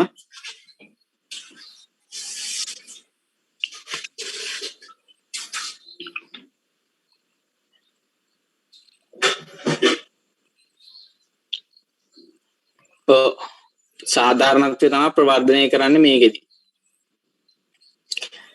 හරිද? ඊළඟට මේ පබ්ලික් හයිවේස් වලට ගවර්න්මන්ට් ඉන්ටර්වෙන්ෂන් එක අවශ්‍යයි. ඊළඟට පේටන්ට් ලෝ ඒ කියන්නේ ප්‍රොපර්ටි රයිට් එක ඉන්ෂුවර් කරන්න ගවර්න්මන්ට් ඉන්ටර්වෙන්ෂන් එක අවශ්‍යයි කියලා කියනවා. ඊළඟට ප්‍රින්සිපල් 8 අටවෙනි ප්‍රින්සිපල් එක ඒකෙදි කියලා තියෙන countries standard of living depend on its ability to produce goods and services. ජීවිතයේ ගුණාත්මක භාවය කියලා කියනවා. standard of living ඒ කියන්නේ ආර්ථිකයේ පුද්ගලයන් පරිභෝජනය කරන භාණ්ඩ හා සේවා ප්‍රමාණය තීරණය කරන්නේ හැම වෙලාවෙම ආර්ථිකය විසින් නිෂ්පාදනය කරන භාණ්ඩ හා සේවා ප්‍රමාණය මත කියලා කියනවා. ඊට පස්සේ huge variation in living standard across the country and over time. ඒක කාලෙන් කාලයට වෙනස් වීමට ලක් වෙනවා කියලා කියනවා මේ standard of living එක. Average income of rich countries is more than 10 times of average income in poor countries. හරියට නිකන් දුප්පත් රටක තියෙන average income එක වගේ 10 ගුණයක් විශාල වෙන්න පුළුවන් කියලා කියනවා US වගේ develop වෙච්ච country එක. ඊට පස්සේ the US standard living is today is about 8 times larger than 100 years ago. ඒ කියන්නේ දැන් තියෙන US එකේ standard living ජීවිතේ ගුණාත්මක භාවය ජීවත් ඒ කියන්නේ පුද්ගලයෙකු පරිභෝජනය කරන භාණ්ඩ හා සේවා ප්‍රමාණය අවුරුදු 100කට කලින් තිබ්බා වගේ 8 ගුණයක් වගේ වෙන්න පුළුවන් කියලා 8 ගුණයක් කියලා කියනවා. එතකොට මේ standard of living කියන එක හැම වෙලාවෙම තීරණය වෙන්නේ ප්‍රොඩක්ෂන් එක මත කියලා මතක තියාගන්න ඕනේ. ඊට පස්සේ මේ ප්‍රොඩක්ෂන් එක මත තීරණය වෙන ලිවිං ස්ටෑන්ඩඩ් එක කාලයත් එක්ක වෙනස් වෙනවා කියලා රටින් රට කාලයත් එක්ක වෙනස් වෙන්න පුළුවන් කියලා මතක තියාගන්න ඕනේ.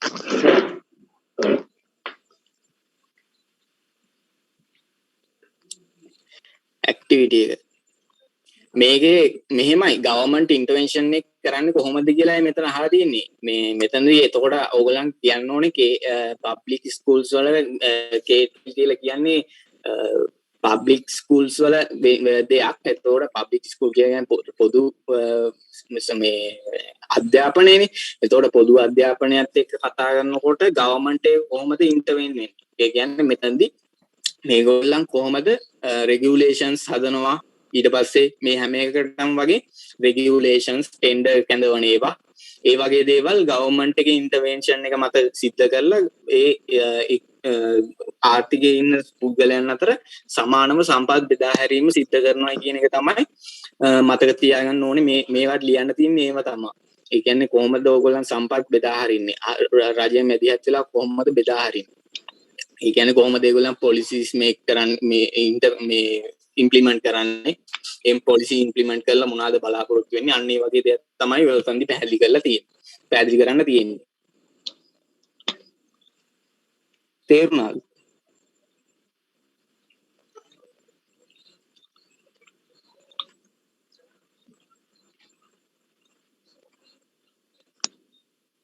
ඇහෙන්නේ නැද්ද? තාමත් ඇහෙන්නේ නැද්ද? ඇහෙනවා ඒ. ඇහෙනවා. හරි. ඇහෙනවා අයියේ. හරි හරි.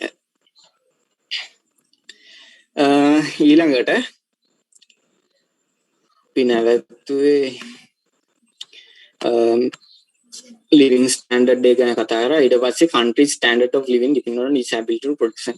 ඊළඟට කියනවා the most important determinant of standard living is productivity. productivity කියලා කියන්නේ ඵලදායීතාවය. ඵලදායීතාවය තමයි කියලා කියනවා මූලික තීරකය වෙන්නේ පුද්ගලයෙකුගේ ජීවිතයේ ගුණාත්මක භාවය තීරණය කිරීම සඳහා අවශ්‍ය වෙන මූලිකම දේ තමයි productivity කියලා කියනවා. ඒ කියන්නේ the amount of goods and services produced per unit of labor. එක යුනිට් ඔෆ් ලේබර් එකකට එක පුද්ගලයෙකුගෙන් නිෂ්පාදනය කරන්න පුළුවන් භාණ්ඩ හා සේවා ප්‍රමාණයට කියනවා ප්‍රොඩක්ටිවිටි කියලා. ওই ප්‍රොඩක්ටිවිටි එක තමයි කියලා කියනවා ස්ටෑන්ඩඩ් ලිවිං එකේ ස්ටෑන්ඩඩ් ඔෆ් ලිවිං එකේ මේන් ඩිටර්මිනන්ට් එක විදියට ගන්න වෙන්නේ කියලා කියනවා.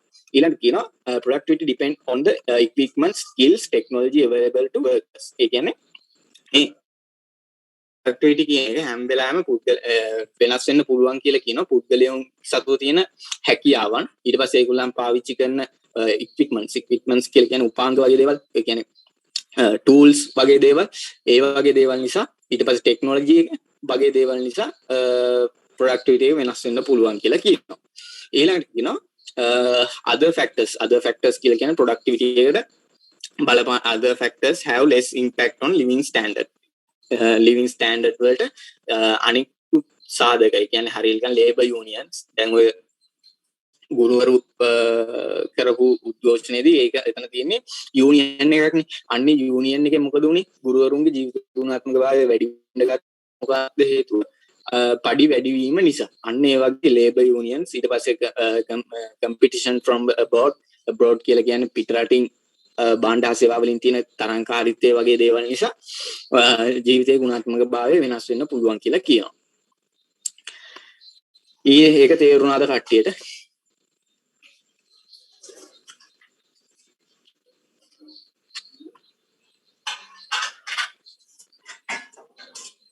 හරි. ඊළඟට principle 9.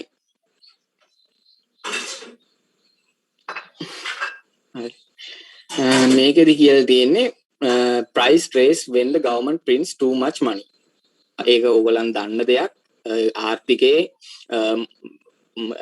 මුදල් සැපයුම වැඩි වෙනවා. මුදල් සැපයුම කියලා කියන්නේ government එක print කරන මුදල් print out කරනකොට වැඩිපුර ආර්ථිකයේ පුද්ගලයන් අතර මුදල් ගැවසෙන ප්‍රමාණය වැඩි. මුදල් ගැවසෙන ප්‍රමාණය වැඩි කියලා කියන්නේ පුද්ගලයන් වැඩියෙන් භාණ්ඩ හා සේවා වලට ඉල්ලුම වැඩි වෙනවා.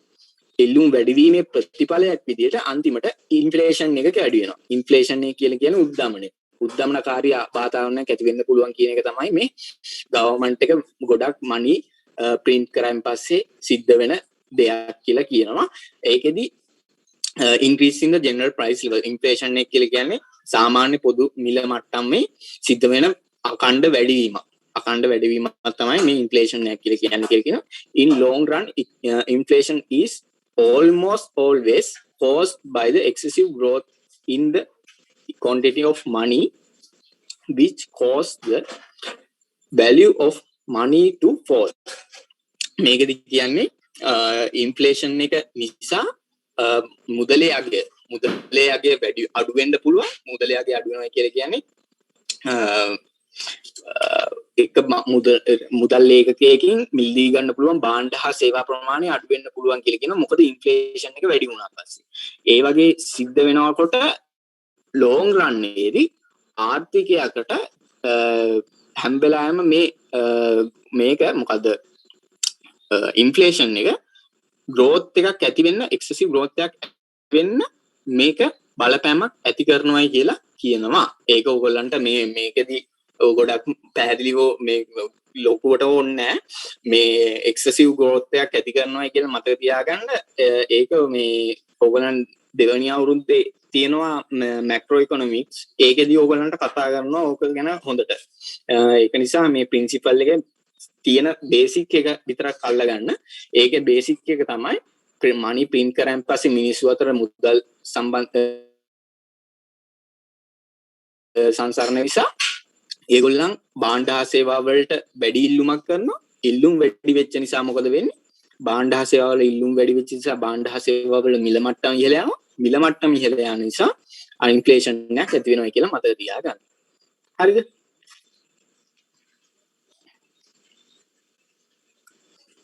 එතනට නිකම් ප්‍රශ්න තියෙනවද?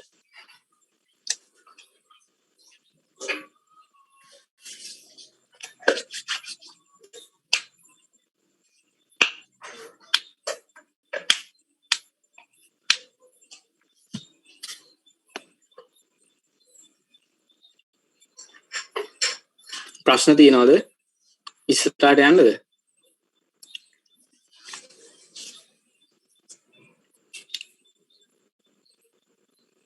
මාව ඇහෙනවද? හරි. හරි ඊළඟට කියනවා society face a short run trade off between inflation and unemployment. society එකක් වුණාන් පස්සේ short run එකේදී කෙටි කාලයේදී හැම්බෙලාම ඉන්ෆ්ලේෂන් එක සහ අන්එම්ප්ලොයිමන්ට් එක අතර ගනුදෙනු කිරීම සිද්ධ කරන්න ඕනේ කියලා කියනවා. ඒ කියන්නේ වැඩිපුර ඉන්ෆ්ලේෂන් එකක් සහ අන්එම්ප්ලොයිමන්ට් එකක් අතර සම්බන්ධතාවයක් තියෙනවා.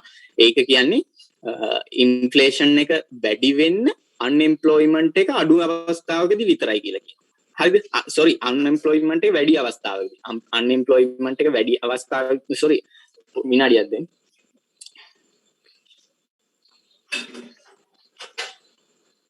මේ දෙක අතර ගනුදෙනුවක් තමයි තියෙන්නේ. ඒ කියන්නේ ඉන්ෆ්ලේෂන් එක වැඩි වෙනවා කියලා කියන්නේ ඩිමාන්ඩ් කරනවා වැඩි කියන එකනේ. ඩිමාන්ඩ් කරනවා වැඩි කියලා කියන්නේ මිනිස්සු වැඩිපුර එම්ප්ලොයි වෙලා ඉන්නවා. ඒ කියන්නේ අන්එම්ප්ලොයිමන්ට් එක අඩු අවස්ථාවකදී තමයි ඉන්ෆ්ලේෂන් එක වැඩි වෙන්නේ. ඒ වගේම තමයි ඉන්ෆ්ලේෂන් එක අඩු අවස්ථාවකදී අන්එම්ප්ලොයිමන්ට් එක වැඩි. ඒතකොට ඉන්ෆ්ලේෂන් එක සහ අන්එම්ප්ලොයිමන්ට් එක අතර නෙගටිව් රිලේෂන්ෂිප් එකක් තියෙන්නේ. ඒක ඕගලන්ට ඒකත් ඕගලන්ට මේකෙදි වැඩි කතා කරන්න ඕනේ නැහැ. ඕගලන්ට මේකෙදි මොනවාද මැක්‍රෝ ඉකොනොමික්ස් වලදී ඕවා කතා කරනවා. ඒක මතක තියාගන්න ඉන්ෆ්ලේෂන් එක සහ අන්එම්ප්ලොයිමන්ට් එක අතර නෙගටිව් රිලේෂන්ෂිප් එකක් තියෙනවා කියලා මතක තියාගන්න. එතකොට මේකෙදි in the short run many economics policies push inflation and unemployment opposite direction. ඒ කියන්නේ short run එකේදී economic policies හැම වෙලාවෙම inflation එකට වගේම unemployment එකට බලපෑම් ඇති කරනවා කියලා කියනවා. ඊළඟට කියනවා other factors can make this trade off more or less favorable.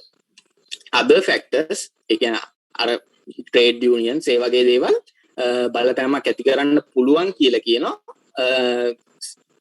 favorable විදියට වගේම unfavorable විදියට කියලා unfavorable විදියට කරන්න පුළුවන්. මෙතනදී කියලා තියෙන්නේ favorable විදියට more or less favorable විදියට බලපෑමක් ඇති කරනවා කියලා. ඊළඟට කියලා තියෙනවා but the trade off always present. එහෙම ගනුදෙනුව සිද්ධ කරනකොට හැම වෙලාවෙම ට්‍රේඩ් ඔෆ් එක ගැන කතා කරනකොට ප්‍රසන්ට් කරන්නේ යම්කිසි අවස්ථාවක් විතරයි කියලා කියනවා. ඊළඟට සමරි එක තියෙන්නේ මේ ටික නම් ලොකුවට බලන්න පැහැදිලි කරපු ටිකම තමයි මේ ඒ ටික බලාගෙන යන්න. ඊළඟ ස්ලයිඩ්ස් වලට යන් අපි. මේකට අමතරව අනිත් ස්ලයිඩ්ස් ටිකක් කරානේ.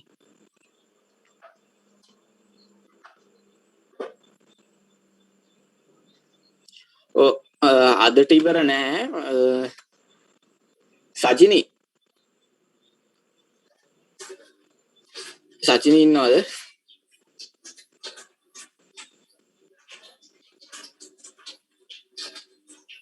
නෑ මේ ප්‍රින්සිපල් 10 කටපාඩම් කරගන්න ඕනේ නෑ.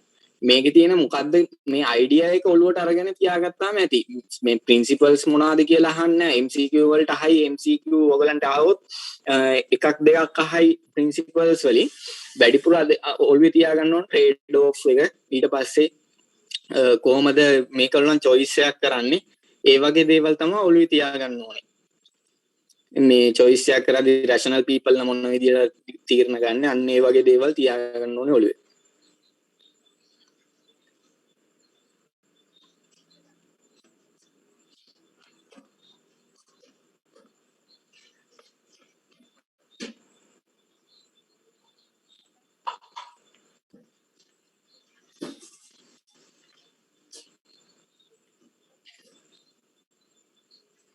ඔය ටික විතරක් බලාගත්තාම ඇති. වැඩිය යන්න එපා ඕනේ අවශ්‍ය.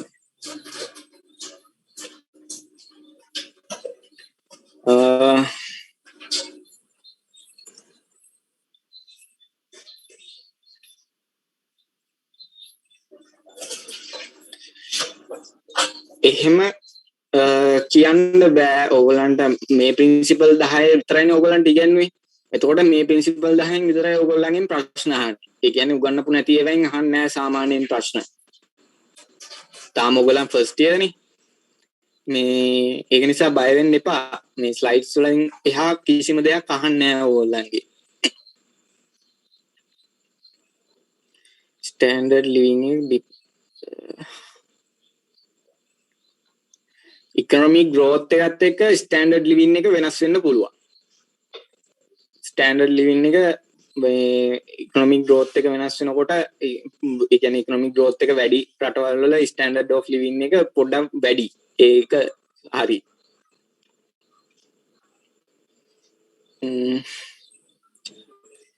පාස් පේපර්ස් අපි කට්ටියත් එක්ක කතා කරා. අපි පාස් පේපර්ස් උත් කරනවා ඉබලා තිබ්බොත් අපි පාස් පේපර්ස් උත් කරන්න.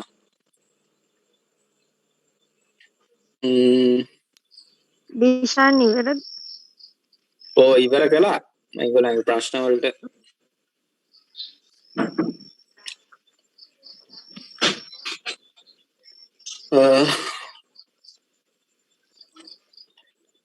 සජිනි hello මේ පාස් පේපර්ස් මේගොල්ලන්ට කරනවද? කරනවනේ. පාස් පේපර්ස් ටික දැනට නම් දාලා නැහැ. පාඩම් ටික විතරයි දාලා තියෙන්නේ. අපි කතා කරලා ඔයගොල්ලන්ගේ එක්සෑම් කවදද?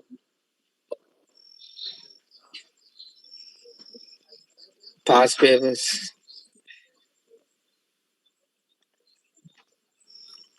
ප්‍රින්සිපල් try එක දෙන්න පාස් පේපර් කරන්න. අපි ටයිම් එකක් හොයාගෙන එහෙම හදාගමු මේකට. කරනව නම් එක අවුරුද්දක් විතරක් වගේ තමයි කරන්න වෙන්නේ බා. කියන්නේ 2020 විතරක්ද? ඔව් අපේ පේපරේ විතරක්වත් කරමු ඉතින්. මේ සිලබස් එක වෙනස් වුණානේ. මේ අපිට කලින් සිලබස් එක වෙනස් වුණා නේද? ඉකෝන් වල තිබ්බ උගක් කියලා. ඔව් අපෙන් තමයි වෙනස් වුනේ නේ. ඔව් අපේ එක කරා නම් මේගොල්ලන්ට සැටිස් වෙයි මට වෙන්නේ. අර MCQ එක ඕගොල්ලන්ගේ තියනවාද මලියා? ඔඩිෂන් අර අපිට මිඩ් එකට දීපු මේ MCQ එක තියනවාද? තේරුණා මට. මිඩ් එකට අපේ අර මිඩ් එකට දුන්නා නේද මේ MCQ පේපර් එක? ඕ ඒක ඔයාගාව තියනවාද? ඔයාගන්න නම් පුළුවන් වේවි. ඒ වුණත් මෙයාලටත් නැතුව මම හිතන්නේ. මිඩ් එකක් තියෙන එකක් නෑ. එන්ඩ් එකක්ම තියාවි. ඒක කොහොමද ඉවරයිනේ. මිඩ් එකක් තියන කල නැහැ ඇති. ඔව් නේ. මේගොල්ලන්ට ස්ට්‍රක්චර් එකක්වත් කියලා නෑනේ මේ එක්සෑම් එක. ස්ට්‍රක්චර් කියන්නේ ඩේට් එක කියන්නේ ඔක්තෝබර් මුල වගේ සෙට්ටේ. දැන් ඉතින් තව මාසයක් තියෙනවනේ. සති 3කට විතර කලින් කියනවා කියන්නේ ඉතින්.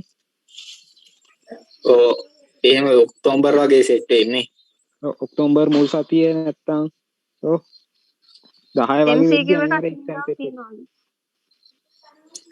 MCQ එකට අපි මේගොල්ලන් ප්‍රැක්ටිස් කරවමු කොහොමද හොයාගන්නේ කියලා.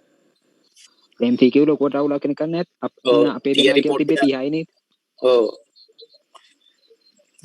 බය වෙන්න එපා ළමයි ඕගොල්ලන්. මෙහෙම ලොකු ප්‍රශ්නයක් වෙන්නේ නැහැ.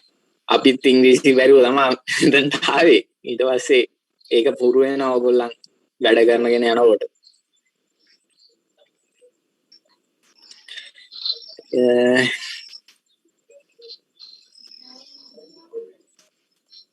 MCQ නෑ කිව්වොත්. MCQ නෑ ඊළඟ ප්‍රශ්නයක් නෑනේ. අපි 2020 පේපරේ කරන් ඩේට් එකක් දාලා කට්ටියට කියන්න. පාඩම් ටික ඉවර කළා තමයි ඩිෂාන් පේපර් එක කරන්නේ. ඔව් පාඩම් ටික ඉවර කරලා කරමු.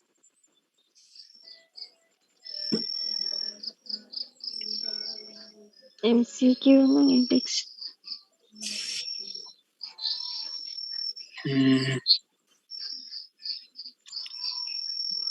හරි ඔයගොල්ලන්ට ප්‍රශ්න තියෙනවද මොන හරි අද කරපු දේවල් වල හරි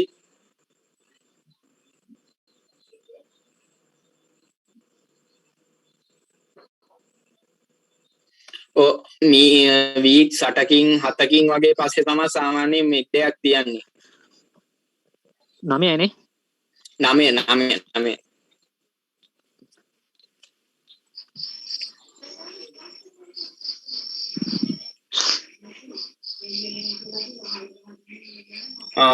අනිත් ටික අපි පොඩ්ඩක් කතා කරලා කියන්නම් මේ ඔයගොල්ලන්ට මේ රාජිස්ත සර් කරපු ටික නම් කරනවනේ සචිනී අපේ මලියා ඔව් ඒ ටික මලිත් කරන්න ඕනේ ඒ ටික කරනවා ඒ ටික කරනවා ඔය මම අපි ඒක කතා කරලා බලලා කියන්න ඕගොල්ලෝ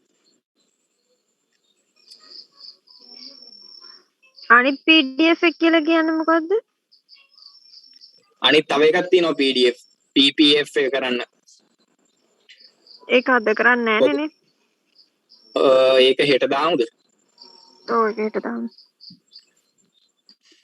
මේ පාඩමට එක දවසක් දාලා තිබ්බනේ ඈ දැන් මේ පාඩමට එක දවසක් කොහොමද දාලා තිබ්බේ මම හිතන්නේ එහෙනම් හෙට 4ට විතර කට්ටියට මේ ලෙක්චර්ස් එහෙම තියෙනවද ඕ ඊට මේ කට්ටියගේ ලෙක්චර්ස් තියෙන වෙලාවකට අපි දන්නේ නැහැ නේ ඉතින් අපිට ඉතින් හරියට දාගන්න බෑ ඉතින් නැත්නම් ඉතින් අපිට ෆ්‍රී වෙලාවකුත් පොඩ්ඩක් දාගෙන කරගන්න තිබ්බා 5ට තියෙනවනු ලෙක්චර්ස් අපි 3ට විතර දාගමුද මේක වැඩි වෙලාවක් කියන්නේ උදේ තියෙන 10 12නේ ළම ටයිම් එකක් කිව්වා නම් හරිනේ නෑ මෙයාලා තියෙන 10 12 උදේ ලෙක්චර් එක මේ දැන් කියන්නේ 12ට වර ආයි දවල් වරුවෙන් ගන්න පුළුවන් ඒක ඉතින් අපිට අනේ හෙට බදාද නේද ඔව් හෙට බදාද හෙට බදාදනේ අපිට 12 ඉඳන් නැත්නම් 1 ඉඳන් ගන්නත් පුළුවන් ඉතින් ඊස්තටික් එක තියෙනවා ඊස්තටික් එක 2 4 එකනේ බලමු කතා වෙලා මෙසේජ් එකක් දාමුකෝ හරි එහෙනම් කට්ටියට ප්‍රශ්න නැහැ නේද තව group 3ටම ටේබල් 3න් ටයිම් ටේබල් 3ක් තියෙනවා ඔව් group 3ෙම ටයිම් ටේබල් 3 කවුරු හරි දාන්න ඉතින් අපිට තිබ්බ මගේ ගාව තිබ්බද කොහෙද තියෙනවද ඔව් මම දාන්න group එකට අපි ෂෙඩියුල් කරලා ඔයගොල්ලන්ට කියන්නම් හෙට වෙලාවක් මේ එතකොට හෙට වලට 7 වෙනකන් තියනවා කියලා කියනවා. අයි කවුරු හරි කිව්වා 8:30ට ස්ටාර්ට් තියනවා කියලා. එතකොට හෙට වලට කුප්පිය එක රැට එන්න බැරි වෙයිද? ඒක බේසික් ස්ටැටික්ස් දාලා තියෙනවා 8:00 ඉඳන් 10 වෙනකන් ඔක්කේ. මොකද්ද කොටසක් ටයිම් එක නැති වෙනවනේ. හෙට නම් බැරි වෙයි. දවල් වරුව තියෙනවා. ඉතින් ගන්න අපේ ඉතින් පුළුවන් නම් තමයි. එතකොට 12:05 තමයි ගණනක් ගන්න තියෙන්නේ.